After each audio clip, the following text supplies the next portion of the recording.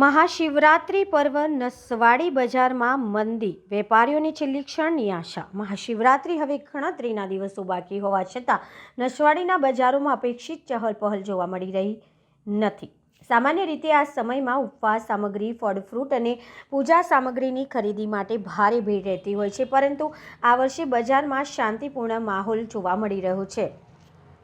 વેપારીઓના જણાવ્યા મુજબ અત્યાર સુધીમાં માત્ર અંદાજે 20 થી 25% જેટલી જ ઘરાકી નીકળી છે। સક્કરિયા, બટાકા, સાબુદાણા, રાજગરાનો લોટ, સૂકા મેવા અને ફળોની માંગ સામાન્ય વર્ષની સરખામણીમાં ઓછી નોંધાઈ છે। ફળ અને પૂજાની સામગ્રી વેપારીઓએ પણ વેચાણ નબળું હોવાનું જણાવ્યું।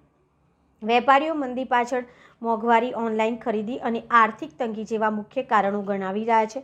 કેટલાક વેપારીઓનું માનવું છે કે લોકો હવે તહેવારની ખરીદી છેલ્લા દિવસોમાં કરવાની વૃત્તિ અપનાવી રહ્યા છે, જેના કારણે હાલ બજારમાં મંદી જેવી સ્થિતિ સર્જાઈ છે। નાના વેપારીઓ માટે તહેવારો આવકનો મુખ્ય આધાર હોય છે, જેના કારણે વેચાણ ઘટતા ચિંતા વધી છે। તેમ છતાંય વેપારીઓ આશાવાદી છે કે મહાશિવરાત્રિ પર્વના છેલ્લા 2 દિવસ અને તહેવારના દિવસે ખરીદીમાં વધારો થશે અને બજારમાં ફરી રોનક જોવા મળશે।